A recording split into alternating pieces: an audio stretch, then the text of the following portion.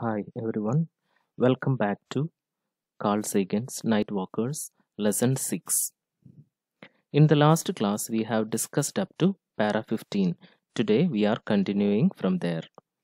In the last class, we have seen that there are people who spread pseudo-scientific claims and people who believe them. Many people claim to have seen UFOs, that is, unidentified flying objects, and flying saucers. But we don't have scientific evidence to the presence of extraterrestrials. Sagan says that whether scientific or not, people are interested in believing them. So we are continuing from there, para 16.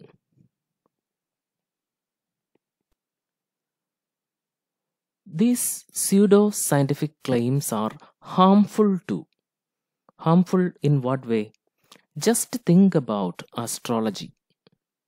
You know what astrology?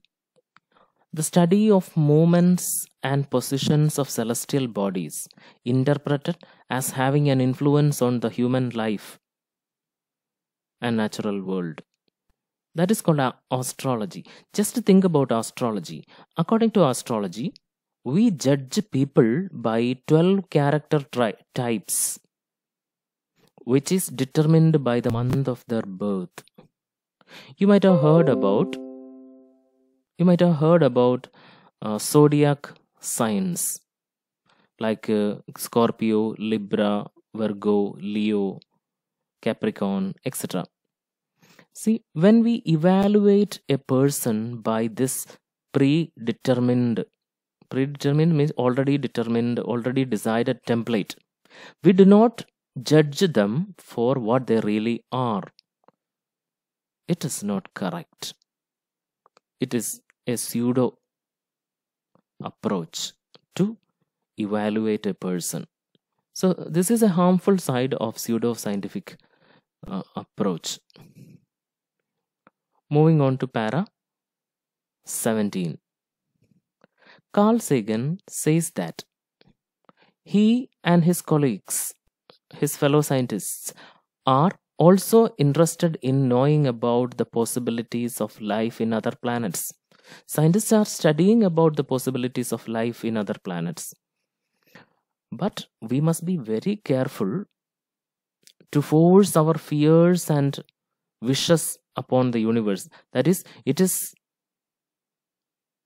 not fair, it is not good to apply our imagination upon the universe.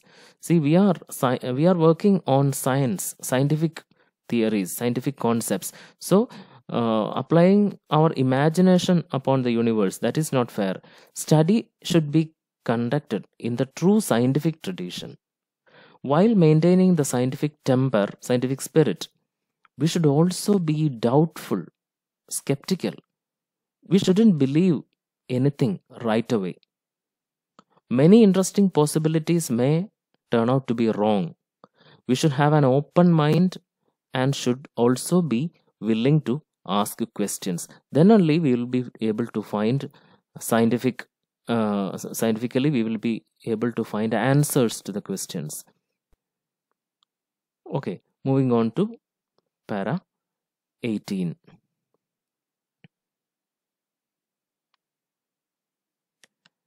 Professional scientists who are having science, a study of science as profession, professional scientists have to select their research goals, research objectives.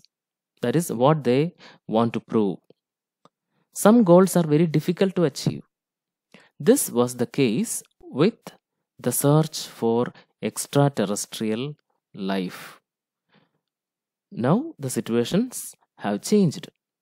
We have advanced radio telescopes to pick up any messages that might be sent our way.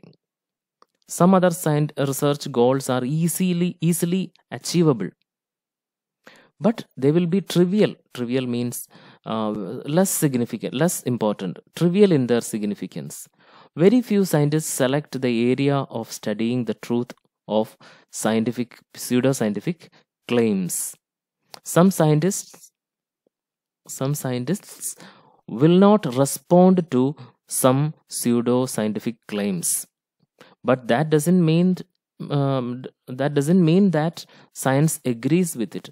So there are various types of professional scientists, and they have their own research goals, but some research goals are very difficult to achieve. One example is extraterrestrial life. See, from very beginning of history itself, man is curious to know about the presence of extraterrestrials. The scientists have been studying about it, but the goal of finding extraterrestrials, that objective that has not yet achieved. So some are easily achievable, some are not. Okay, moving on to the next. Some pseudo-scientific arguments are completely foolish, that some scientists will not react to it at all. We have already said that some pseudo-scientific arguments are completely foolish, so scientists may not react to it. This is not a correct attitude, Carl Sagan says. Scientists should examine such claims and educate the public about its foolishness. Some pseudo-scientific claims are profitable, can be used for making money.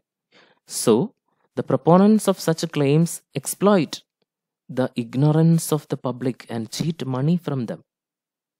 We have seen several such cases, right? So, Carl Sagan is of the opinion that scientists should try to prove such frauds before the public. They will try whatever way to make people believe it. This is a good opportunity for scientists to prove to the public how fake such arguments are. They can show the public the power of science to dispel such foolish arguments. So some scientists will not react to pseudo-scientific claims. That is not a right attitude. Scientists should try to dispel the such foolish arguments, Carl Sagan says. So as I said, scientists are not ready to discuss pseudo-scientific claims. Once Carl Sagan tried to organize a meeting of American Association for the Advancement of Science, that is AAAS, to discuss the extraterrestrial issue. A distinguished scientist opposed it. There was a man called Immanuel Velikovsky who wrote a book called Worlds in Collision. Velikovsky was ignorant of many scientific facts. Scientists asked the publisher of the book not to publish it, but it was published by another firm and it was a great success. Carl Sagan called a second meeting of AAAS to discuss Velikovsky's ideas. But a famous scientist criticized Sagan that such discussions will popularize pseudoscience. So, Carl Sagan says that once he tried to discuss the pseudoscientific claim about extraterrestrials in the American Association of Advancement of Science, at that time, some scientists opposed.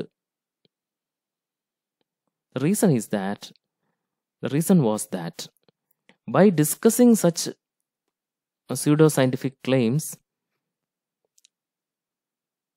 the scientists said that such discussions will popularize pseudoscience. It is not fair. So that is the attitude of some scientists.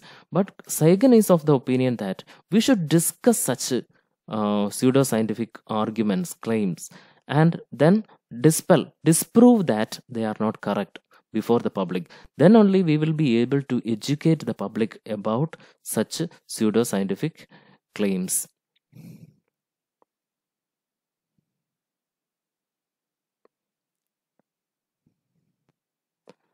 Next para.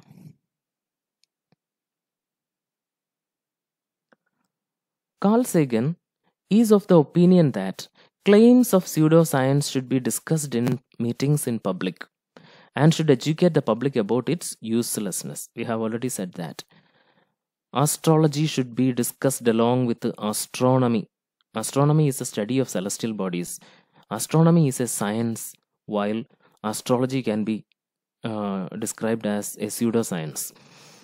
Alchemy should be discussed along with chemistry. Various issues of psychology and psychiatry should be discussed, and mistaken notions should be corrected. So, Carl Sagan's opinion that such pseudoscientific claims should be discussed along with the science in the public so that mistaken notions can be corrected.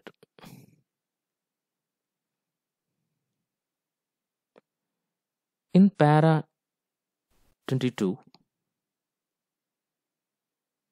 Sagan says that scientific method is effective in explaining many mistaken notions existing among the public. When the light of science is flashed, the darkness of pseudoscience will be lifted. Several new discoveries in science enlighten the public. Some examples are existence of two independent brains in human skull, black holes, search of extraterrestrial life, language of chimpanzees, etc. See, these are scientific discoveries. These discoveries are new to us. We had pseudo notions about these elements. Many such pseudo-scientific claims were lifted, cleared by applying scientific approach.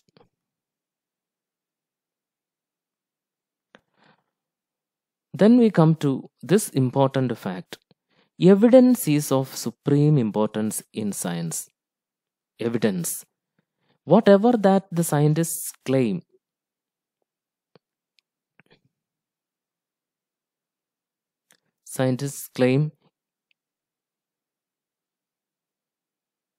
is irrelevant. Only evidence can be counted. When new evidence is presented, errors could be corrected. Success of science lies in this self-correction.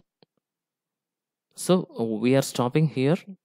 You just pause wherever necessary and read the text material, then read the explanation part. Thank you.